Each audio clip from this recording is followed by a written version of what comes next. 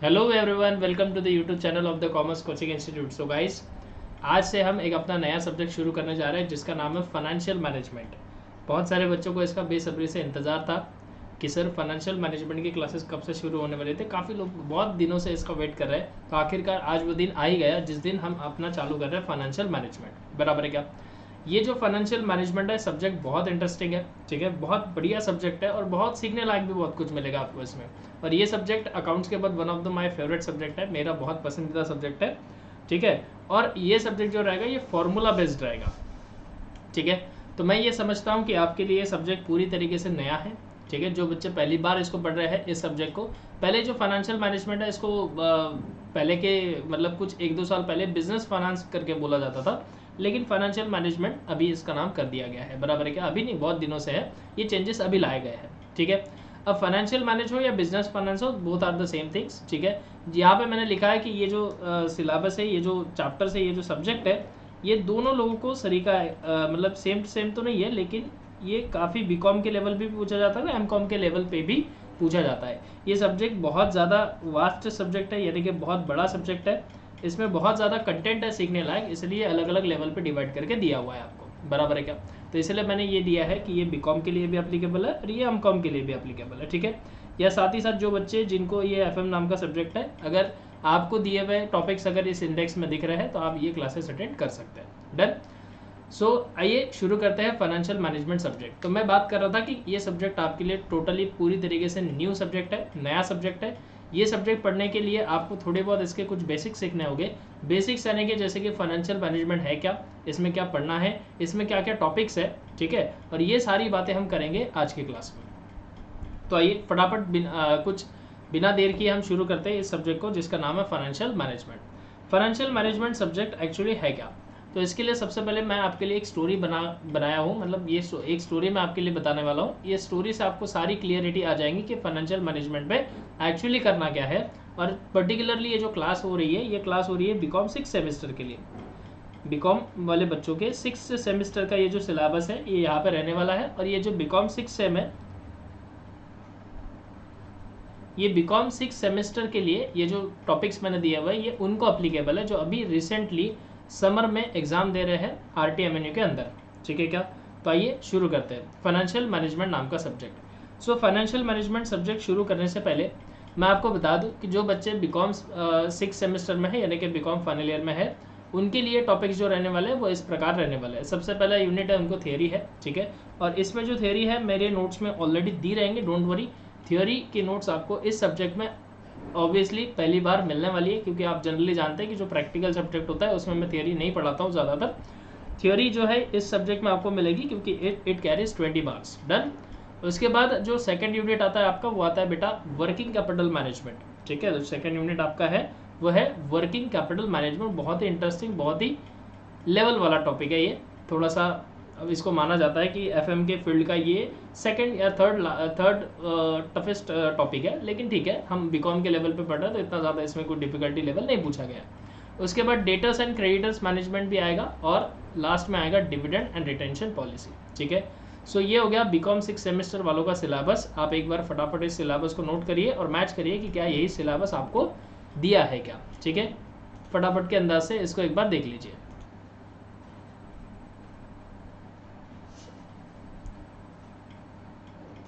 जो बीकॉम वाले बच्चे हैं उनके लिए ये 4 टॉपिक्स 4 यूनिट्स है। ये 4 यूनिट्स बेहद बढ़िया है, आपको सीखने में बहुत मज़ा आएगा इसका, ठीक है। आइए शुरुआत करते हैं, हमारे पहले तो सब्जेक्ट से शुरुआत करते हैं जो बीकॉम अच्छा पहले इसके बारे में पहले बता दूं कि हम लोग पढ़ने वाले कैसे हैं, हमारा सीक्वेंस क्या रहेगा पढ़ने के लिए। तो सबसे पहले बच्चों हम लोग जो स्टार्ट करने वाले हैं वो डिविडेंड एंड रिटेंशन पॉलिसी, ये चैप्टर स्टार्ट करने वाले हैं। Because as compare to other chapters ये चैप्टर ईजी है, ठीक है। फिर हम सेकंड चैप्टर शुरू करने वाले हैं अपना वर्किंग कैपिटल मैनेजमेंट। ये थोड़ा सा हेवी चैप्टर भी है और इसके ऊपर ये बेसिक है, मतलब इसके ऊपर ही बेस्ड है ये डेटर्स एंड क्रेडिटर्स मैनेजमेंट वाला। बराबर है क्या? तो हम लोग क्या करेंगे, फर्स्ट प्रायोरिटी रखेंगे इसे, सेकंड प्रायोरिटी रखेंगे वर्किंग कैपिटल मैनेजमेंट को, और डेटर्स और क्रेडिटर्स मैनेजमेंट को रखेंगे थर्ड प्रायोरिटी, ठीक है। और एट द एंड हम लोग पढ़ने वाले हैं थ्योरी, इसकी जितनी भी रहेंगी। डन। थ्योरी जितनी भी रहेंगी इसके हम लास्ट में एट द एंड पढ़ने वाले हैं। बराबर है, बात समझ में आई। और ठीक उसी तरीके से जिस तरीके से बाकी की क्लासेस का होता है कि 5 क्लासेस आपको यूट्यूब पे मिलने वाले हैं इसके फ्री ऑफ कॉस्ट, ये बाकी की जो अदर क्लासेस है वो होंगी हमारे एप्लीकेशन पे, जिसका नाम है कॉमर्स कोचिंग इंस्टीट्यूट, जो आप प्ले स्टोर से जाके डाउनलोड कर सकते हो, या फिर इस वीडियो के डिस्क्रिप्शन में उसका लिंक दिया हुआ है, उसमें भी जाके आप डाउनलोड कर सकते हैं और बाकी की क्लासेस वहाँ पे कंटिन्यू कर सकते हो। ओके, चलिए आइए तो शुरुआत करते हैं हमारे फाइनेंशियल मैनेजमेंट चैप्टर की। ठीक है, तो सबसे पहले फाइनेंशियल मैनेजमेंट है क्या ये हमको देखना है, और फिर हम धीरे धीरे बढ़ेंगे अपने टॉपिक के ऊपर, which is called as a dividend and retention policy. Let's start. So आइए हम लोग सब्जेक्ट जो शुरू करने जा रहे हैं जिसका नाम है फाइनेंशियल मैनेजमेंट।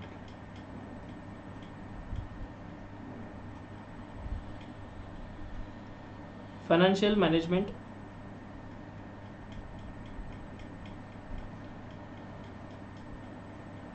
एक क्लियरिटी मैं आपको दे दूं सभी बच्चों को, बहुत बढ़िया तरीके से एक क्लैरिटी मैं आपको देना चाहता हूं, वो ये है कि ये जो सब्जेक्ट है फाइनेंशियल मैनेजमेंट, मैंने पहले ही बताया इसका स्कोप काफ़ी वास्ट है।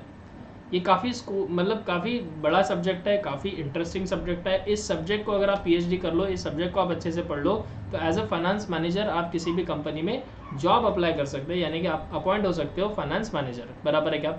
लेकिन अब जब हम यहाँ पढ़ने वाले हैं तो आपको जितनी बातें रिलेवेंट रहेगी, जितनी बातें आपको समझने के लिए ज़रूरी है, जितनी बातें आपको समझनी चाहिए, उतनी ही बातें मैं आपको बताऊंगा। ठीक है, कई बार बच्चे क्या होते हैं कि इधर उधर के वीडियोस देख के आते हैं और बोलते हैं सर ऐसा तो वहाँ पे तो ऐसा बताया, यहाँ पे तो ऐसा बताया, आपने तो ये सारी चीज़ बताई नहीं। तो बेटा सिंपल सी बात है, आपको जो सिलेबस है उस सिलेबस से रिगार्डिंग जितना मुझे समझाना चाहिए। अब फाइनेंस मैनेजमेंट यानी होता क्या है, इसमें क्या करना है, बस इतना ही बता दिया आपको, तो आपके लिए ये इनफ और इन्फॉर्मेशन रहने वाली है। ठीक है, पूरे गाँव भरे की कहानी सुन के और फिर आपको बोलूँगा सिर्फ इतनी जो कहानी मैंने बताई उसमें सिर्फ आपको ये 2 लाइन ध्यान में रखनी है, तो जो फिर कहानी बताए उसका मतलब क्या रहा, है ना। तो जितनी बातें आपके लिए रिलेवेंट है, जितनी बातें आपको याद रखनी चाहिए, उतनी ही बातें हम यहाँ पे पढ़ेंगे। ठीक है, बात समझ में आई क्या। अदरवाइज अगर आप इस सब्जेक्ट को और डिटेल्स में पढ़ना चाहते हो तो एमकॉम लेवल पे भी मेरे क्लासेस है, उसमें भी ये सब्जेक्ट आप पढ़ सकते हो। डन, चले आगे बढ़े। यस सर, तो फाइनेंशियल मैनेजमेंट सब्जेक्ट है क्या।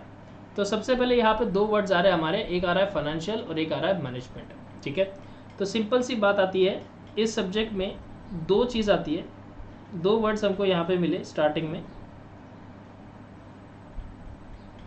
एक वर्ड हमको मिला फाइनेंस, एक वर्ड हमको मिला management. So what is finance and what is management. तो फाइनेंस मतलब होता है सीधा सीधा मनी, पैसा। ऐसा है कि सबसे बड़ा पैसा है, समझ में आया क्या। तो फाइनेंशियल मैनेजमेंट मतलब 2 वर्ड हमको मिले, एक मिला फाइनेंस और एक मिला मैनेजमेंट। ठीक है, और इस फाइनेंस का हमको करना है मैनेजमेंट। ठीक है, मैनेजमेंट तो आपको पता है, मैनेजमेंट करना मतलब प्रॉपर तरीके से चीज़ों को हैंडल करना, प्रॉपर तरीके से चीज़ों को संभालना। ठीक है, तो पैसों को अगर आप प्रॉपर तरीके से मैनेज करते हो तो उसे हम कहेंगे फाइनेंशियल मैनेजमेंट। बात समझ में आई। लेट अस सपोज कि हम एग्जांपल लेते हैं, हमारे पास सभी के पास मम्मी है, पापा है। ठीक है, आपके अपने पेरेंट्स हैं, वो सभी पेरेंट्स क्या करते हैं, कहीं ना कहीं से पैसा कमा कर लेकर आते हैं, बराबर है क्या, और फिर उस लाए हुए पैसे से अपना परिवार को चलाते हैं। बात समझ में आई क्या। अब कभी कभी मम्मी आपको बोलती है कि आप जिद कर बैठ रहे हो कि मम्मी हमको ये चीज़ लेकर दो। मम्मी क्या बोलती है, हाँ लेंगे लेकिन अभी नहीं लेंगे, अगले महीने में लेंगे। ठीक है, इस महीने में थोड़ा सा बजट ज़्यादा हो गया है। ठीक है, इस महीने में खर्चे ज़्यादा हो गए, इस महीने में पापा को सैलरी कम मिली है, इस मंथ में पापा की तबीयत खराब थी तो पापा को पैसे कम मिले हुए हैं। ये सारी चीज़ें या कहीं से कुछ कारण आपको बता के वो चीज़ आपको नेक्स्ट मंथ में दी जाती है, बराबर है क्या। तो अब ये इसको क्या बोलते हैं, क्या ऐसा नहीं है कि आज वो चीज़ आप खरीद नहीं सकते, खरीद सकते हैं, मम्मी आज वो चीज़ आपको दे सकती है, लेकिन कहीं तो भी मम्मी के पास जितना पैसा है उसका बजट, पापा के पास जितना पैसा है उसका बजट मम्मी पापा ने कहीं तो भी और फिक्स किया होता है। वो पैसे डिसाइडेड होते हैं कि ये पैसे इनको देना है, ये पैसे इनको देना है, ये पैसे इनको देना है। उसके बाद अगर बचता है तो मम्मी पापा डिसाइड करते हैं कि ये आपको चीज़ लेकर दी जाए, बराबर है क्या। बात समझ में आई। तो इसको बोलते हैं फाइनेंस को मैनेज करना। डन। तो फाइनेंशियल मैनेजमेंट एक ऐसा सब्जेक्ट है जिसमें फाइनेंस को किया जाएगा मैनेजमेंट, बराबर है, यानी कि पैसों का किया जाएगा मैनेजमेंट। अब पैसे, कौन से पैसे मैनेज किए जाएंगे सर, जो आप कमा रहे हैं मैं कमा रहा हूँ, उस पैसे को मैनेज किया जाएगा क्या। तो आंसर इज नो। हम सीख रहे हैं कॉमर्स, हम कॉमर्स फील्ड में हैं और हम सारी चीज़ें यहाँ जो पढ़ रहे हैं वो पढ़ रहे हैं बिजनेस पॉइंट ऑफ व्यू से, यानी कि कंपनी के पॉइंट ऑफ व्यू से। बात समझ में आई। तो जो कंपनी के पैसे होते हैं उसको प्रॉपर तरीके से मैनेज करना यानी होता है फाइनेंस मैनेजमेंट। फाइनेंस यानी पैसा, मैनेजमेंट यानी मैनेज करो। तो पैसे को कौन मैनेज करेगा और किसके पैसों को मैनेज करना है? तो कंपनी के पैसों को मैनेज करना। यानी हम इस सब्जेक्ट में पढ़ने वाले हैं कि एक कोई पर्सन, एक ऐसा व्यक्ति, ध्यान से सुनो, एक ऐसा कोई व्यक्ति, एक ऐसा कोई पर्सन जो क्या करेगा, कंपनी के फाइनेंस को, किसके फाइनेंस को? कंपनी के पैसों को क्या करेगा? मैनेज करेगा। बराबर है? बात समझ में आ गई? क्लियर है? आप सोचो, आपको एक एग्जांपल, जस्ट एन एग्जांपल दे देता हूँ कि लेट अस सपोज कि रिलायंस कंपनीज है, बराबर, रिलायंस है, डीमार्ट है, टाटा कंपनी है, बड़ी बड़ी जो भी कंपनीज है, उनके पास करोड़ों रुपए रोज के आते हुए, ठीक है। अब आप सोचो आप सोचो, जैसे कि मान लो कंपनीज बोलो या फिर शिरडी साई बाबा मंदिर ट्रस्ट बोलो या कोई भी भगवान का मंदिर, तिरुपति बालाजी का मंदिर बोलो जो तिरुपति में है, बराबर है, तिरुपति तिरुमला में है, ये सारे ट्रस्ट में बहुत सारे पैसे, बहुत सारे डोनेशंस रोज रोज आते हैं, बराबर है क्या? अयोध्या में जय श्री राम जी का मंदिर है तो वहाँ भी बहुत सारे पैसे डेली के लोग डोनेट करते हैं। आपने तो सुना ही होगा तिरुपति बालाजी में और शिरडी साई बाबा मंदिर में ट्रस्ट में जितना पैसा आता है उसको, पैसे को काउंट करने के लिए लोग लगाए गए, उनको सैलरी दी जाती है, सिर्फ पैसे गिनने का काम है, ठीक है। तो इस पैसे को क्या लाकर कहीं लगाया जाता है? तो हाँ सर। क्या इस पैसे से तरह तरह की सेवाएं दी जाती है, तरह तरह की सर्विसेज प्रोवाइड की जाती है? Yes sir. तो क्या इन सभी पैसों को जितना मन चाहे उतना खर्चा कर सकता है क्या? तो आंसर इज नो। इस सभी पैसों को कोई ना कोई ऐसा पर्सन है जो प्रॉपर तरीके से मैनेज करता है। बात समझ में आई क्या? तो इस पर्सन को हम क्या नाम देंगे? इस पर्सन को बोलते हैं फाइनेंस मैनेजर। ये कौन होता है? फाइनेंस मैनेजर होता है। और यही पोस्ट होती है कंपनी में जो पर्सन कंपनी के फाइनेंस को मैनेज करता है, ठीक है। इस पर्सन को क्या कहते हैं? फाइनेंस मैनेजर, जो कंपनी के पैसों को मैनेज करता है। आप सोचो ना, कोई एक कंपनी का, जैसे कि मान लो मंदिर का, भगवान के मंदिर का, तिरुपति बालाजी के, तिरुपति के मंदिर का एक ऐसा पर्सन है, ठीक है, जिसके पास रोज पैसे लाकर दिए जाते हैं, उसको कहाँ इन्वेस्ट करना है, कहाँ लगाना है, वो सब ये पर्सन देखता है, फाइनेंस मैनेजर, बराबर है। अब सोचो वो बेचारा ऐसे रोज सुबह जॉब पे आया, उसके बाद धड़ाधड़ बकेट बकेट से या कोई ऐसे बोरे भर भर के उसके पास पैसे लाके दिए जा रहे हैं। वो सोचूगा इतना सारा पैसा आ रहा है, मैं क्या करूँ इस पैसे का, ठीक है क्या? तो यही तो सोचना है उसको, इसी के लिए तो पैसे दिए जा रहे हैं कि ये आया हुआ पैसा लगाना कहाँ है। बात समझ में आई? और आप बोलेंगे सर आया हुआ पैसा लगाना क्या है, तो बेहद आसान काम है, हमारे पास दे दो, हम तो ऐसे ऐसे ऐसे खर्च कर लेंगे। ना ना बेटा, पैसे खर्च करने के लिए कोई बड़ी बात नहीं है, लेकिन जब पैसे आपके पास आते हैं ना तो उसको कहते हैं इनकम। जब आपके पास इतनी सारी इनकम आ रही है ना तो उसके ऊपर लगता है टैक्स, जिसको बोलते हैं इनकम टैक्स, बराबर है। तो टैक्स भी कम लगना चाहिए, पैसे प्रॉपर तरीके से इन्वेस्ट भी होने चाहिए, ऐसी जगह इन्वेस्ट करनी चाहिए जहाँ से आपको कुछ रिटर्न भी मिले। ऐसा नहीं है कि ये पैसा आया डाल दो, कल तो मिलने वाला है, लॉस हो गया तो हो गया, ना ना, ऐसे भी नहीं कर सकते, ठीक है। समझ में आया क्या बात? तो कंपनी ऐसे एक पर्सन को अपॉइंट करना चाहती है जो उन्होंने कमाया हुए पैसे को प्रॉपर तरीके से क्या करे, मैनेज करे। तो जो फाइनेंस मैनेजमेंट है वो पूरा का पूरा संभालता है एक पर्सन जिसका नाम होता है फाइनेंस मैनेजर। बात समझ में आई क्या? यस सर, ठीक है। अब ये कोई पर्सन भी हो सकता है, एक पर्सन हो सकता है, दो हो सकते हैं, कंपनी को जितने चाहे वो अपॉइंट कर सकता है, ठीक है। आप बोलोगे सर एक ही पर्सन होता है क्या? ये ऐसी ज़रूरी बात नहीं है, ये मैंने पहले ही बताया, जितनी बात दिमाग में रखने लायक होती है उतनी ही रखो। अब हमने क्या सोचा, फाइनेंस मैनेजमेंट मतलब क्या? कंपनी का जो भी पैसा है उसको मैनेज करना। कंपनी का पैसा कौन मैनेज करता है? Finance manager. तो ये जो पत्र घटना है काल्पनिक है, मैंने बोला कि एक ही पर्सन है फाइनेंस मैनेजर, तो ज़रूरी नहीं है कि एक ही पर्सन होता है, बहुत सारी कंपनी, मेरी कंपनी है, मैं जितने चाहूँ फाइनेंस मैनेजर लगाऊँ, मैं 50 लोग लगाऊंगा कि आप सिर्फ फाइनेंस मैनेज करो। आप ही सोचो ना, इतना सारा पैसा एक बंदे से हैंडल होगा क्या? तो उसकी टीम होगी ना। हाँ तो ठीक है, बस आपको ध्यान में ये रखना है कि फाइनेंस मैनेजर कौन होता है, ठीक है। बात समझ में आई? यस सर, यहाँ तक क्लियर है? जी सर, बहुत मज़ा आ रहा है सर। अरे आगे आगे देखो होता है क्या। अब क्या होता है, एक एग्जाम्पल, एक कहानी शुरू करते हैं जो मैं आपको बताने वाला था। लेट सपोज कि एक पर्सन है, लेट सपोज कि एक पर्सन है, इसके माइंड में आया कि इसको शुरू करनी है company. He wanted to start a company, उसको एक शुरू करनी है बेहद खूबसूरत प्यारी सी कंपनी। वाह सर। अब आपको बता दूं, देखो कुछ टर्म्स आपको इस पूरे सब्जेक्ट में जानना ज़रूरी है, ठीक है। जो आपको 12th में एसपी नाम का सब्जेक्ट आता था, सेक्रेटरियल प्रैक्टिस, जिसमें शेयर से लेके सारी बातें दी हुई थी।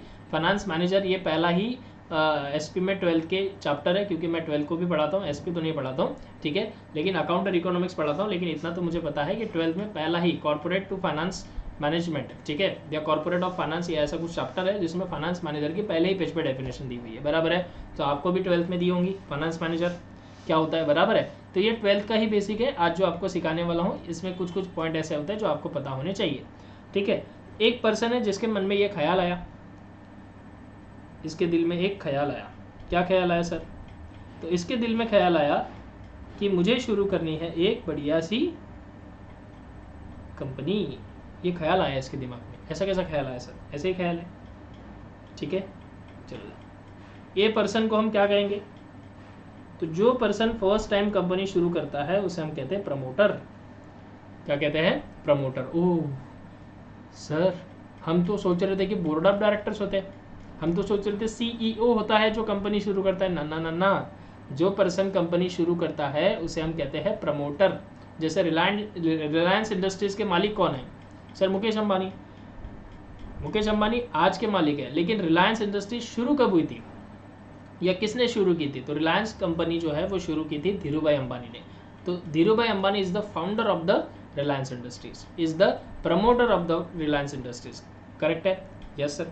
तो ये प्रमोटर है, इसके दिमाग में एक ख्याल आया। क्या आइडिया आया? कि he wanted to start a company, ठीक है, टू स्टार्ट अ कंपनी, ठीक है। इसको एक कंपनी शुरू करना है। तो कंपनी शुरू करने क्या हलवा है? कंपनी शुरू करना क्या आज सोच लिया कल हो गई, ऐसा है? आप ही बताइए। नहीं है सर। कमेंट करके बताओगे तो बहुत अच्छा लगेगा मुझे। आपके 2-4 कमेंट से यूट्यूब मुझे करोड़ रुपए ट्रांसफर नहीं करने वाला है, बराबर है क्या? समझ में आया क्या? तो ये सिर्फ वार्तालाप ऐसी है कि ये मीडिया ही वैसा है, ये जरिया ही वैसा है कि बात हम कमेंट के द्वारा ही कर सकते हैं। आपको क्या समझ में आया, आप क्या लिख के भेजोगे ये मुझे समझ में आएगा, ठीक है। तो आप कमेंट करिए, ठीक है, ये मेरी रिकमेंडेशन है आपको। चलिए, तो ये इस पर्सन के दिमाग में आया ख्याल। क्या ख्याल आया? कि sir he wanted to start a company, उसको एक कंपनी शुरू करना है। तो कंपनी शुरू करना गुड्डा गुड्डी का खेल है, या जो हम बचपन में खेलते थे दूल्हा दुल्हन का खेल वो है? नहीं है। या खिलौने खिलौने खेलते थे वो है? नहीं सर। कंपनी शुरू करना एक बड़ी रिस्पॉन्सिबिलिटी है, बराबर है क्या? कंपनी शुरू करने के लिए बात कर रहा हूँ मैं, बिजनेस नहीं। बिजनेस मैंने बोला था आपको जब हम अकाउंट्स या कुछ तो भी पढ़ रहे थे, तो उसमें बताया कि बिजनेस और कंपनी में डिफरेंस क्या होता है। बात बराबर है क्या? हाँ जी सर। तो हमने शुरू करना है कंपनी। कंपनी शुरू करना है मतलब हमको क्या लगेगा उसके लिए? सबसे पहले पैसा। तो जब आप कंपनी शुरू करते हैं तो उसके लिए लगता है हमको पैसा, और इस पैसे को हम क्या नाम देंगे? बच्चा बच्चा जानता है, इसको कहते हैं सर कैपिटल। इसको क्या कहते हैं? अच्छा चलो डब्बा नहीं बनाता हूँ, ठीक है, समझ जाएगा आपको। Yes sir. इसको कहते हैं कैपिटल। इसको क्या कहते हैं? कैपिटल, ठीक है। अब कैपिटल यानी कि पैसा। जब आप किसी भी कंपनी को या किसी भी बिजनेस को शुरू करने के लिए इनिशियली जो अमाउंट लेके आते हैं उसको बोलते हैं कैपिटल, ठीक है। स्टार्टिंग में जो भी आप पैसा लेके आते हो, जरूरी नहीं है पैसा लेके आना, कुछ भी लेके आते हो तो उसको हम क्या कह देंगे? कैपिटल, ठीक है। बात समझ में आई? जैसे लेट सपोज कि ये प्रमोटर के पास पड़े थे 2-4 हज़ार रुपए, इसने उठा के कंपनी में डाल दिए, तो कैश कंपनी में लेके आ गया। To start a company it is a capital. इस प्रमोटर के पास ना एक घर पे कुछ ऐसे ही फर्नीचर पड़ा था, तो वो फर्नीचर उठा के भी कंपनी में लेके आ गया, तो वो भी कैपिटल हो गया। Furniture is also capital. समझ में आया? Yes sir. तो कंपनी स्टार्ट करने के लिए कुछ भी हम अगर लेके आए कंपनी में तो उसको हम कहेंगे कैपिटल, बराबर है।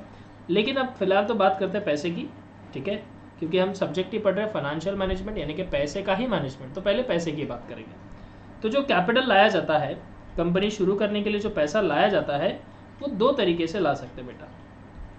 कुछ कुछ बच्चों को ये सारी बातें ऑलरेडी पता होगी, लेकिन फिर भी यहाँ इसका काम है, आप सीख लो इसको।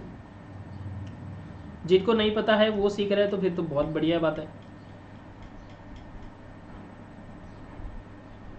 मेरा सौभाग्य है कि मुझे आपको ये सारी बातें सिखाने को मिल रही है। ये सब्जेक्ट मेरा बहुत फेवरेट सब्जेक्ट है। तो जो एक तरीके का हम पैसा लेके आ सकते हैं, दो तरीके होते हैं पैसा लेके आने के। एक होता है ओन कैपिटल और एक होता है बोरोड कैपिटल, बराबर है। ओन कैपिटल मतलब आप खुद के पास का पैसा लेके आ जाओ। बिजनेस में खुद के पास जमा था, 2-4 किडनी थी आपके पास, 1-2 किडनी उसमें से बेच दी। 2-4 किडनी मतलब खुद के पास नहीं, घर की मिला के, ठीक है। उसमें से 2 किडनी बेच दी सर, पैसा ही पैसा, क्या बात है, उठा के बिजनेस में डाल दिए। समझ में आया क्या? ठीक है। तो किडनी बेच के अगर आपने कुछ पैसे जमा किए और वो पैसा बिजनेस में लगा दिए तो उसको भी बोलेंगे ओन कैपिटल। वो आपके पास का पैसा है, आपका पैसा है, ठीक है। तो ओन कैपिटल मतलब इसके अंदर में क्या क्या आता है? सबसे पहले आता है आपके पास जमा किया गया रिजर्व, यानी आपके पास जमा किया गया पैसा। अगर आपके पास आपके पापा, दादाजी, नाना जी जिसने भी पैसा जमा करके रखा होगा, छुपा छुपा के रखा होगा ऐसे बनियान के जेब में या फिर बैंक अकाउंट में, उसको निकाल के आपने उठा के बिजनेस शुरू कर दिया, समझ में आया? तो आपके पास जमा रखा था पैसा, उसको उठा के आपने बिजनेस चालू कर दिया, तो ये रिजर्व हो गया।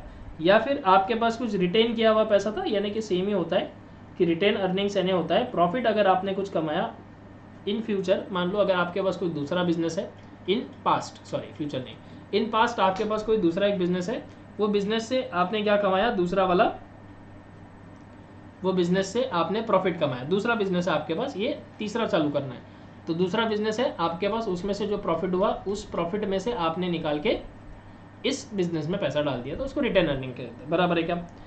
मतलब प्रॉफिट में से जमा किया गया पैसा यानी रिटर्न अर्निंग, और पहले से हमारे पास जमा रहेगा वो पैसा, उसको बोलते हैं रिजर्व, समझ में आया? उसके बाद आपके पास एक और ऑप्शन है, आप इशू कर सकते हो शेयर्स। ओहो, ना, ठीक है। और शेयर्स कितने टाइप्स के होते हैं बच्चों? शेयर्स कितने टाइप के होते हैं बच्चों? शेयर्स कितने टाइप के होते हैं? तो सर शेयर होते हैं, हमको बच्चा ना समझो, हमको मालूम है सर कि शेयर जो होते हैं वो दो प्रकार के होते हैं, एक होते हैं इक्विटी और एक होता है प्रेफरेंस। या बस बेटा, दिल जीत लिया तुमने ये आंसर देके मेरा दिल जीत लिया, एकदम बराबर है, एकदम सही है, एकदम करेक्ट आंसर है, ठीक है। क्या आंसर है कि सर हम बिजनेस शुरू करना चाहते हैं, बिजनेस शुरू करने के लिए आपको लगेगा कैपिटल। आप पैसा कहाँ से लेके आ सकते हो? तो आपके पास दो ऑप्शन है, या तो आप खुद के पास का पैसा लगाओ या तो आप बोरो करो। अगर खुद के पास का पैसा लगाना है तो फिर रिजर्व आपके पास पड़ा होगा, वो लेके आओ। रिटेन अर्निंग्स यानी आपके दूसरे कंपनी से कमाए हुए प्रॉफिट में से कुछ पैसा बचा के रखा होगा, उसको उठा के लगा लो। या फिर आप शेयर इशू कर सकते हो, और शेयर इशू कर सकते हो दो लोगों को, एक तो इक्विटी वालों को, एक तो प्रेफरेंस वालों को, बराबर है। यहाँ तक कहानी डन है? अगर कहानी यहाँ तक डन है तो आप थम्स अप कीजिए, लेकिन जब तक बेसिक्स पूरे क्लियर नहीं होंगे मैं आगे नहीं बढ़ने वाला। जब तक बेसिक्स क्लियर नहीं होंगे तब तक मैं आगे नहीं बढ़ने वाला, ठीक है? तुम कुछ भी कहो, जब तक बेसिक क्लियर नहीं है मैं आगे नहीं बढ़ूंगा। अगर मैंने पहली बार एक आध मस्त बढ़िया, पहले ही बताया फॉर्मूला बेस्ड सब्जेक्ट है, अगर पहली बार एक आध बार मस्त लंबा सा एकदम फॉर्मूला लिख दिया तो आपके सर ऐसे घूमने लग जाएंगे, ठीक है? तो उसके लिए ये ज़रूरी है बेटा, बराबर है जी सर। बातें तो बहुत अच्छी कर लेते हो सर, पढ़ाते भी अच्छा हो क्या, देख ले ज़रा, आप वैसे भी डेमो में चल रहे हो सर, ठीक है? डेमो में चल नहीं रहे बेटा, बस ये ऐसा है कि आप तक कुछ बातें पहुंचनी चाहिए, इसलिए ये ऐसे ही चल रहा है, ठीक है? नहीं तो जो बंदा पिछले 12-13 साल से पढ़ा रहा है उसका डेमो नहीं ले सकते आप, ठीक है? डेमो कौन देता है? जो आज मार्केट में नया आया हुआ है, ठीक है? हाँ, चलिए आगे। यस सर, मेरे कुछ ऐसे भी बच्चे हैं ना जो पहले से ही मेरे पास पढ़ रहे, फिर भी पूछते सर डेमो नहीं आएगा क्या इस सब्जेक्ट का? मतलब उनको अभी भी भरोसा नहीं है कि ससुरा टीचर अच्छा पढ़ाता है। बताओ, पर 11-12 से मेरे पास रहे, 11-12 से मेरे पास पढ़ रहे, लेकिन फिर भी अगर नया सब्जेक्ट ज्वाइन करना तो बोलते सर डेमो नहीं आएगा क्या? बताओ कैसे कैसे लोग रहते हैं यार जीवन में, ठीक है? तो देखो, हम बात कर रहे थे ओन कैपिटल की, तो ओन कैपिटल हो गया बेटा, अगर आपको कंपनी चालू करनी है तो आप 3 प्रकार से अपने पास के पैसे लगा सकते हो, बराबर है। आप अपनी जमा पूंजी लगा सकते हो, आप अपने पास का रिटर्न अर्निंग लगा सकते हो, या आप शेयर इशू कर सकते हो, ठीक है? तो हमारे काम की कौन सी चीज़ है सर? हमारे काम की चीज़ है शेयर्स, ठीक है? इस सब्जेक्ट में जो हमारे काम का है वो है शेयर्स, हमारे लिए बहुत इंपॉर्टेंट है, ठीक है? उसके बाद आते हैं बोरोड कैपिटल पे। नहीं सर हमारे पास पैसा है ही नहीं सर, या हमारे पास जो भी पैसा था थोड़ा बहुत तो हमने लगा दिया, बाकी के पैसे कहाँ से लाएंगे? बाकी के पैसे कहाँ से लाएंगे, ठीक है? तो आजकल जो सबसे ट्रेंडिंग में चल रहा है वो लोन। ऐप डाउनलोड करो, KYC करो, लोन आपके अकाउंट में, पैसा आपके अकाउंट में, बराबर है क्या? बात समझ में आई क्या? यस, बहुत तरीके हैं लोन लेने के। बिजनेस लोन आप ले सकते हो, मनी व्यू ऐप पे जाओ, ये कोई प्रमोशन नहीं है, हाँ मैं ऐसे ही बता रहा हूँ। मनी व्यू ऐप पे आप लोन ले सकते हो, अभी बड़ी लोन भी निकला है, उसके बाद नावी लोन भी निकला है, बहुत सारी ऐसी बैंक्स है जो आप ऐप डाउनलोड करो और 10-20 हज़ार रुपये ऐसे ही दे देगा आपको, बराबर है क्या? जी सर। या तो आप लोन ले सकते हो, लेकिन बिजनेस शुरू करने के लिए ऐसा लोन नहीं ले सकते रे बाबा, बिजनेस लोन लेना पड़ता है और वो नेशनलाइज्ड बैंक से होता है, ठीक है? हाँ, लोन ले सकते हो, या फिर आप इशू कर सकते हो डिबेंचर्स, या फिर आप डिपॉजिट्स इशू कर सकते हो कंपनी के, या फिर आप डिपॉजिट इशू करने के बाद बॉन्ड्स भी इशू कर सकते हो, ठीक है। ये तरीके हैं आपको बोरोड कैपिटल लाने के, यानी कि इतने तरीके से आप बिजनेस शुरू करने के लिए ला सकते हो पैसा। या तो आप लोन ले सकते हो, या तो डिबेंचर्स इशू कर सकते हो, डिपॉजिट इशू कर सकते हो, बॉन्ड इशू कर सकते हो, बराबर है क्या। अब बच्चे ना पूछते हैं बहुत बार, बच्चे इस लेवल तक पहुंच जाते हैं और बच्चों को यही नहीं मालूम होता है सर शेयर्स और डिबेंचर में फ़र्क क्या है। सर शेयर्स और डिबेंचर में फ़र्क क्या है? शेयर यानी क्या, डिबेंचर यानी क्या? शेयर यानी क्या, डिबेंचर यानी क्या, दोनों में फ़र्क क्या है? कुछ बच्चे हाथ ऊपर करेंगे, सर सर सर मैं बताता हूँ सर। शेयर यानी वो ऐसा शेयर जिसके ऊपर कंपनी डिविडेंड देती है, और डिबेंचर यानी ऐसे डिबेंचर जिसके ऊपर ना कंपनी इंटरेस्ट देती है। वाह बेटे, मस्त, एक नंबर, ज्ञान तो पूरा है। लेकिन एक्चुअल में क्या इनमें कोई डिफरेंस है क्या?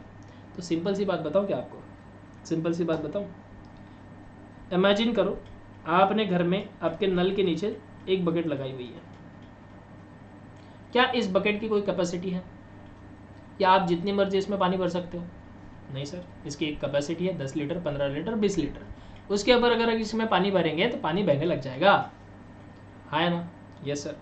तो अगर आप इसमें पानी डाल रहे हो और अगर इसमें फुल ऑफ वाटर भर जाए, पूरा पानी भर जाए, तो क्या करते हो आप? सर हम नल बंद कर देते। लेकिन मैंने बोला कि और मुझे पानी चाहिए, इतने से पानी से कुछ नहीं होगा, तो आप क्या करते हो? सर हम बकेट चेंज कर देते, जो भरी हुई बकेट है उसको साइड में कर लेते और फिर से दूसरी खाली बकेट सेम वाली लगा लेते, है ना? यही करते हो, बस यही डिफरेंस है शेयर्स और डिबेंचर्स में। हाँ, क्या बोल रहे हो सर? हाँ, यही डिफरेंस है शेयर्स और डिबेंचर्स में। क्या डिफरेंस है? शेयर मतलब कंपनी को ना सेबी की तरफ से कुछ परमिशन मिलती है, लिमिट मिलती है कि आप सेबी की तरफ से, स्टॉक एक्सचेंज की तरफ से, सेबी की तरफ से कंपनी को मिलती है लिमिट कि आप ना इतने ही शेयर बेच सकते हो, इसके ऊपर आप शेयर नहीं बेच सकते मार्केट में ना।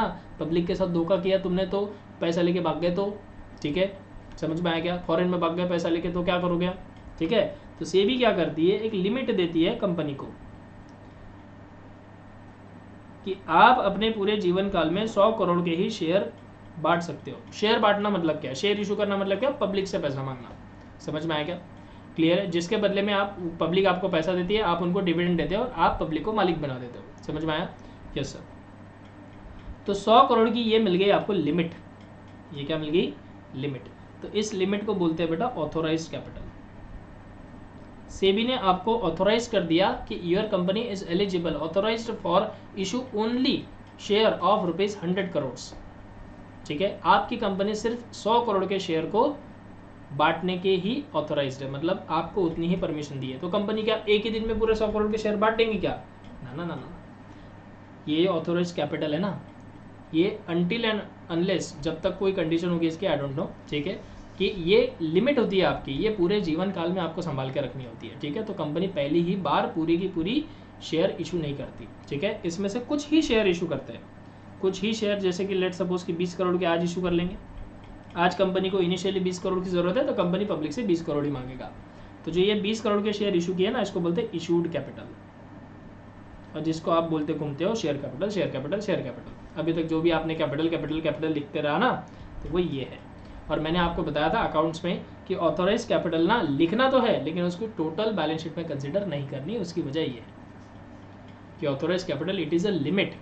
ठीक है, इसलिए उसको कंसिडर नहीं करते। हम बिजनेस कितने पैसे से कर रहे हैं? 100 करोड़ से कर रहे हैं कि 20 करोड़ मांगे पब्लिक से?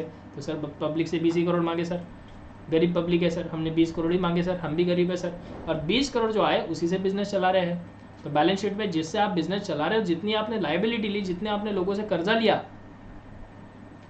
कैपिटल शेयर इशू करके ही लिया हुआ है ना, शेयर इशू करके आया हुआ पैसा है। शेयर इशू मतलब आपने पब्लिक से लिया हुआ पैसा है, और अगर आपने पब्लिक से पैसा लिया है मतलब आप हो गए पब्लिक के हकदार, पब्लिक को आपको पैसा देना पड़ेगा। आपने पब्लिक से ले लिया कर्जा, तो इसलिए ये जो कैपिटल होता है ना, ये लाइबिलिटी साइड में आता है। मज़ा आ रहा है क्या? आंखें खुल रही है क्या? खतरनाक लग रहा है? हाँ सर, कुछ ऐसी बातें पता चल रही है सर हमको, जो अभी तक हमको शायद नहीं पता थी, या इसके बाद भी हमको शायद नहीं बताया रहता किसी ने, आप बता रहे हो सर। ठीक है, समझ में आया? गलती उनकी नहीं है जिन्होंने पढ़ाया, गलती आपकी है, आपने पूछा नहीं कि ये ऐसा आ रहा है तो क्यों आ रहा है। समझ में आया क्या? चलो आइए, तो जो 20 करोड़ है ये आपने लिया है पब्लिक से, पब्लिक को इशू किया है 20 करोड़ के शेयर, यानी कि पब्लिक ने आपको 20 करोड़ दी है कि सर ये 20 करोड़ हमसे आप लीजिए और आप अपना बिजनेस चलाइए, जो भी प्रॉफिट होगा उसमें से हमको कुछ हिस्सा दीजिए, which is called as a dividend. हाँ है ना? Yes sir. तो अगर ये लिमिट खत्म हो जाए, इसके ऊपर भी अगर कंपनी को पैसा चाहिए तो कंपनी क्या करेगी? तो दूसरा बकेट लगाएगी। एक बकेट अगर भर गया शेयर का, अगर कंपनी को ठीक है 100 करोड़ तक की लिमिट है, लेकिन उसके ऊपर भी कंपनी को पैसा चाहिए, तो कंपनी क्या करेगी? तो कंपनी के पास एक और ऑप्शन होना चाहिए ना, तो कंपनी के पास होता है डिबेंचर का option. Concept will be the same, सिर्फ कंपनी बोलती है कि ये आप डिबेंचर है, ये आप डिबेंचर में पैसा लगाइए, इसके बदले में आपको इंटरेस्ट देंगे। बात बराबर है? क्लियर है? सिर्फ इतना होता है कि शेयर मतलब जो कंपनी के ओनर होते हैं उनकी कोई रिस्क की गारंटी नहीं होती, लेकिन डिबेंचर को गारंटी होती है। अगर इनकेस कंपनी डूब भी गई, वाइंडिंग अप भी हो गई, तो पहले डिबेंचर वाले को पैसा दिया जाता है, because it is a borrowed capital, कर्जा लिया है आपने। ठीक है क्या? बात समझ में आई? और अगर ये डिबेंचर की बकेट भर गई तो एक और बकेट लगाएंगे जिसको डिपॉजिट बोलते हैं, एक और बकेट भर गई तो एक और बकेट भरेंगे। ठीक है? तो ये बस उनके नाम है, दूसरा कुछ नहीं। मेन बात तो हमको ये है, आज क्लियरिटी हो गई आपको शेयर, डिबेंचर्स, डिपॉजिट, बॉन्ड्स में क्या डिफरेंस होता है। ठीक है? सारे के सारे जो कॉन्सेप्ट्स है वो सिर्फ कंपनी को पैसे, कहीं ना कहीं से तो कंपनी को पैसा लाना है रे, और कहीं ना कहीं तो रिस्ट्रिक्शंस लगाए हैं। बराबर है क्या? जितने कानून नहीं बनते इंडिया में उसको तोड़ने की उतनी क्या बोलते हैं ऑप्शंस निकल जाते हैं। बराबर है? जितनी चाहे टेक्नोलॉजी बनाओ, जितना चाहे कानून बनाओ, चोर उसको तोड़ने का बराबर इलाज निकाल लेता है। फिर एक और कानून बनता है, फिर उसको और ब्रेक करते, फिर एक और कानून बनता है, फिर उसको और एक ब्रेक करते। तो इसीलिए तो इतने सारे सेक्शंस, इतनी सारी धाराएं लगी हुई है। बराबर है क्या? तो बस वही काम है ये। समझ में आया? क्लियर है? पक्का? बस हमारी इतनी प्रवचन में हमारा क्या काम का था, हमारे काम का क्या कॉन्सेप्ट था? हमारे काम का इतना ही कॉन्सेप्ट है कि जब भी आप ओन कैपिटल लगाओगे या ओन कैपिटल आपको मिलेगा, उसके ऊपर आपको देना पड़ेगा डिविडेंड। क्या देना पड़ता बच्चा? डिविडेंड। और जितना आप बोरो करोगे मतलब आप कर्जा ले रहे हो, जितनी भी सारी चीजें आप बोरो करोगे, लोगों से पैसा उधार लोगे, तो उनके ऊपर आपको पे करना होगा इंटरेस्ट। ये बात आपको हमेशा याद रखनी है। बात समझ में आई? क्लैरिटी आ गई कि मैंने क्या पढ़ाया आपको? बात बराबर है? क्लियर? किसी को इसमें डाउट या कोई शंका, कुशंका, आशंका, आप कमेंट करके पूछ सकते हो। ठीक है? जिसको समझ में आ गया वो इतनी बातें नोट डाउन कर लेगा।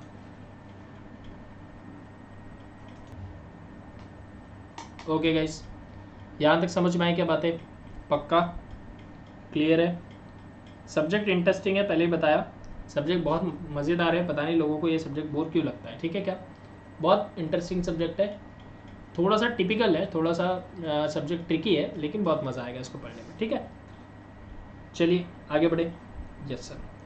तो हम बात कर रहे थे कि एक प्रमोटर है जिसको स्टार्ट करनी है कंपनी शुरू करने के लिए उसको लगेगा कैपिटल दो तरीके से लेके आ सकता है, एक आ सकता है ओन कैपिटल, एक आ सकता है बोरोड कैपिटल। बराबर है? ओन कैपिटल जब भी लाएंगे तो बदले में हमको डिविडेंड देना पड़ेगा, और अगर आप बोरो करके लाओगे पैसा किसी से तो आपको इंटरेस्ट देना पड़ेगा। Is that clear? Yes sir. अब आगे जो कैपिटल लाएंगे हम, ठीक है, मान लो कैपिटल लेके आए, पैसा लेके आए बहुत सारा। अब इस लाए हुए पैसे से अभी तक तो आपने कंपनी शुरू की ही नहीं, कंपनी तो शुरू की ही नहीं। लाए हुए पैसे से लेट्स सपोज कि I want to start a CCI, new branch of CCI। ठीक है क्या? मुझे कॉमर्स कोचिंग इंस्टीट्यूट की नई ब्रांच ओपन करनी है। ठीक है? तो नई ब्रांच ओपन करने के लिए मुझे तो सबसे पहले पैसा लगेगा। पैसा मैं इन दो तरीके से लेके आ सकता हूँ, ओन कैपिटल और बोरोड कैपिटल। बराबर है क्या? अब मैंने पैसा तो लेके आ गया, लेट्स सपोज मेरे पास आ गया 10-15 लाख रुपए। अब ये 10-15 लाख आ गए और पैसे लाके रखने से, छू मंत्र काली मंत्र बोलने से मेरी ब्रांच ओपन हो गई, ऐसा होगा क्या? ऐसा होगा क्या? नहीं। I want to take that strong decision, I want to take the serious decision about ये पैसा जो लाया है इसको कहाँ लगाना है, मुझे बेंचेस कितने खरीदने हैं, ठीक है, मुझे बोर्ड खरीदना है या डिजिटल पैनल खरीदना है, या ऐसे डिजिटली बच्चों को दिखना चाहिए या मैं नॉर्मली लिख सकता हूँ, क्या मुझे क्लास में AC लगाने चाहिए या कूलर लगाना चाहिए, क्या क्लास में पंखे कितने होने चाहिए, ये सारे डिसीजंस मुझे लेना पड़ेगा या नहीं लेना पड़ेगा, मुझे बैनर्स कहाँ कहाँ लगाने पड़ेंगे, मुझे एडवर्टाइजमेंट कहाँ कहाँ करनी पड़ेगी, क्या सारे ये डिसीजंस मुझे लेने पड़ेंगे? तो जी हाँ सर, ये सारे डिसीजन आपको लेने पड़ेंगे। तो इसको कौन से डिसीजन कहते हैं? कि जो लाया हुआ पैसा है ना उसको हम इन्वेस्ट कहाँ करें। ठीक है, जो लाया हुआ पैसा है बच्चों उसको हम इन्वेस्ट करें तो करें कहाँ? क्वेश्चन आया कि नहीं? जी हाँ सर। सो जो लाया हुआ पैसा है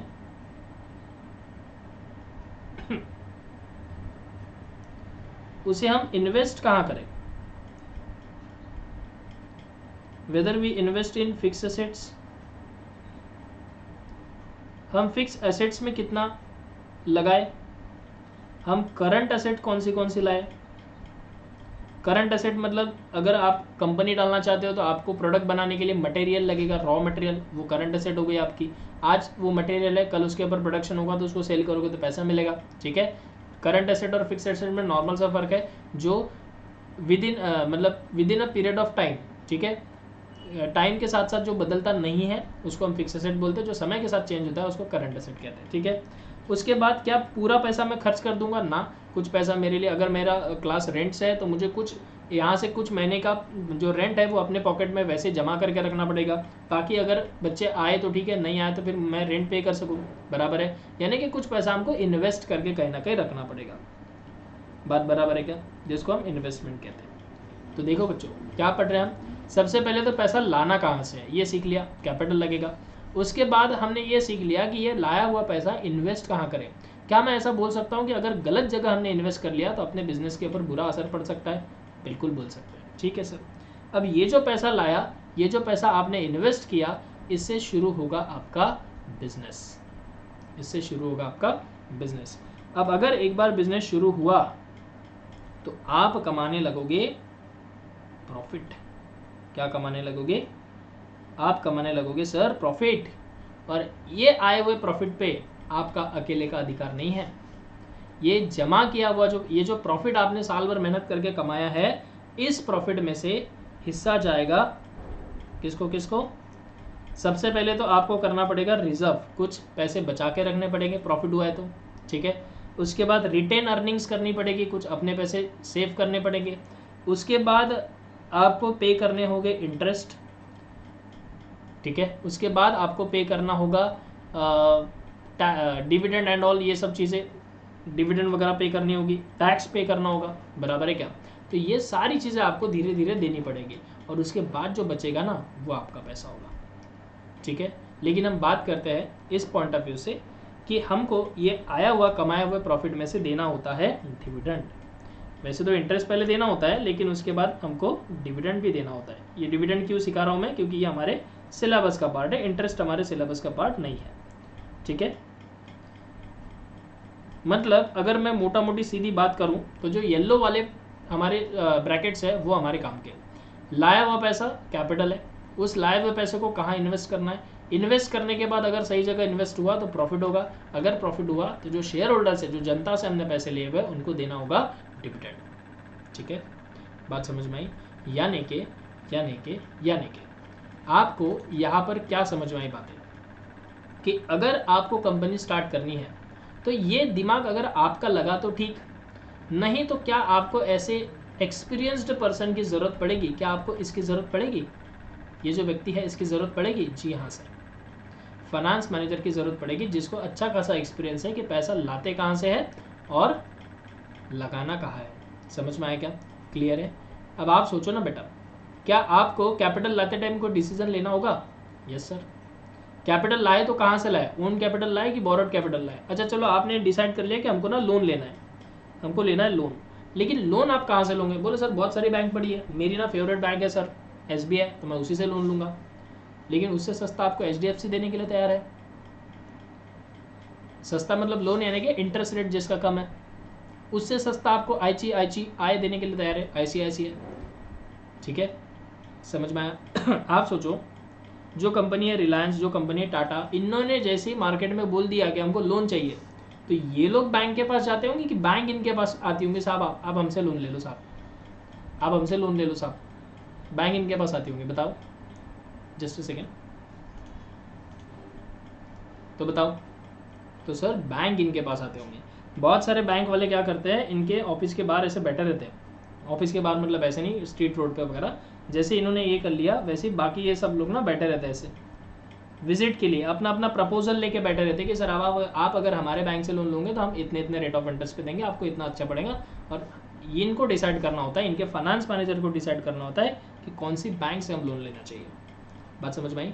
ग्रेट सर। यानी कि अगर कैपिटल आपको लगाना है तो फिर उससे भी आपको समझ में आना चाहिए कि आपको पैसा लेना कहाँ से है, फिर वो लाया हुआ पैसा आपको इन्वेस्ट कहाँ करना है, और इन्वेस्ट किया हुआ पैसे से आप कमाओगे प्रॉफिट, और अगर एक बार आपको प्रॉफिट हो गया तो फिर आपको देना होगा डिविडेंड।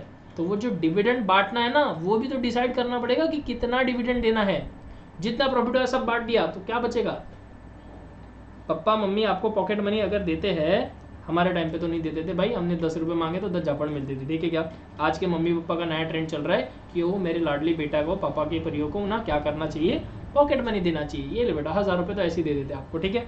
हमारे टाइम पे अगर बोल दिया ना कि 10 रुपये, मुझे आज भी याद है मैंने बचपन में मेरे मम्मी पापा से ना एक 20 रुपये वाली कार मांगी थी, 20 रुपये वाली कार। तो मुझे ना जिस महीने में मैंने वो कार मांगी थी उसके 1 साल बाद वो 20 रुपये वाली कार लेके मिली थी। जब तक मेरा ट्रेंड चला गया था, मतलब मेरा मूड ऑफ हो गया था वो। अब आप सोचो, आज मांगी है 1 साल बाद मुझे मिल रही है उसी शॉप से लेके, बताओ कार की वैल्यू 20 रुपये, सोचो आप। तो ऐसा है, ठीक है। सो मेरा ये कहने का मतलब है कि जो फाइनेंस मैनेजमेंट सब्जेक्ट है, जितना अभी तक हमने सोचा समझा, इस सब्जेक्ट में मेनली 3 डिसीजंस आपको लेने होते हैं। ये काम का है हमारे। एक होता है हमारा फाइनेंसिंग डिसीजन। फाइनेंसिंग डिसीजन यानी पैसा लाए तो लाए कहाँ से? क्या मुझे HDFC से पैसा लेना चाहिए? क्या मुझे शेयर होल्डर से पैसा लेना चाहिए? क्या मुझे और कोई अदर बैंक से पैसा लेना चाहिए? Financing decision. सेकेंड वन होता है कि ये लाए हुए पैसे को हम इन्वेस्ट करें तो करें कहाँ? तो इन्वेस्टिंग डिसीजन भी इम्पोर्टेंट है कि लाया हुआ पैसा इन्वेस्ट कहाँ करें। और third one and last is dividend decision. Dividend decision, अगर आपने प्रॉफिट कमाया तो डिविडेंड कितना देना है? डिविडेंड देना तो है, लेकिन कितना देना है? क्या डिविडेंड देने से हमारे कंपनी की वैल्यू बढ़ेगी, क्या डिविडेंड रोक के रखने से हमारी कंपनी की वैल्यू बढ़ेगी? तो इन तीनों केसेस में फाइनेंसिंग डिसीजन यानी कैपिटल लाना तो लाना कहाँ से, इन्वेस्टिंग मतलब लाया हुआ पैसा अगर सही जगह लगाया नहीं तो प्रॉब्लम, और अगर सही जगह लगाया हुआ पैसे से अच्छा खासा प्रॉफिट मिल रहा है तो अगर मैं मेरे साथ काम करने वाले लोगों को ही पैसा नहीं बांटूंगा, डिविडेंड नहीं दूंगा, तो वो अगली बार पैसा लगाएंगे नहीं और लगाया हुआ पैसा निकाल के घर चले जाएंगे, यानी कि मेरी कंपनी बंद हो जाएगी। तो ये भी प्रॉब्लम। तो ये मेजर 3 डिसीजंस लेने के लिए ये सब्जेक्ट लाया गया है फाइनेंस मैनेजमेंट। डन? मज़ा आ गया क्या बॉस? पूरा ऐसे खतरनाक तरीके से एकदम कानों में ऐसे लग रहा है ना कि आज ऐसा लग रहा है कि सर हम क्या ही तरीके का नॉलेज हमको आ गया आज। बढ़िया है। डन? तो ये सीखना है हमको। और सबसे पहले आपको ये तीनों डिसीजन में अलग अलग चैप्टर्स है, तो ये तीनों डिसीजंस में आपको अलग अलग चैप्टर में एक डिसीजन लेना है, डिविडेंड डिसीजन, यानी कि डिविडेंड बांटना तो बांटना कितना, तो यही तो हमारा टॉपिक है, डिविडेंड एंड रिटेंशन पॉलिसी। ओह ऐसा है। सो इसको हम स्टार्ट करेंगे कल से। डन? आज की जो क्लास थी वो पूरी की पूरी बेसिक क्लास थी। उम्मीद करता हूँ कि ये सारी चीज़ें आपको समझ में आई होंगी। एक बार आप सभी लोग इसको वापस रिवाइज करके आएंगे। कल के क्लास में हम हमारा डिविडेंड डिसीजन एक पार्ट है, उसमें से एक chapter dividend and retention policy start करेंगे। ओके, बात समझ में आ गई क्या? अगर ये वीडियो आपको अच्छी लगी हो तो थम्स अप कीजिए, लाइक कीजिए। जितने लोग देखेंगे उतना समझ में आएगा, जितने लोग कमेंट करेंगे वो बहुत अच्छे से समझ में आएगा कि इन लोगों को और अच्छे से समझ में आ गया, ठीक है। और कुछ बच्चे ऐसे हैं जो मैं देख पा रहा हूँ कि ऐप तो डाउनलोड करते हैं लेकिन डरते हैं कि क्या क्लासेस लेनी चाहिए या नहीं लेनी चाहिए, ठीक है। तो उन बच्चों को आप सजेस्ट करो कि आप भी पढ़ रहे हो, आप एकदम पढ़ रहे हो, बहुत प्रॉपर तरीके की क्लासेस है और इसमें कोई भी फ्रॉड एंड सारी चीज़ें इन्वॉल्व नहीं है, ठीक है। पर्पज़ एक ही है कि आप तक ये बातें पहुँचनी चाहिए, ठीक है। तो आप अपने फ्रेंड्स को बताइए। डन? शेयर कीजिए उनके साथ। तो मिलते हैं नेक्स्ट क्लास में, तब तक के लिए bye bye, take care, God bless you बेटा।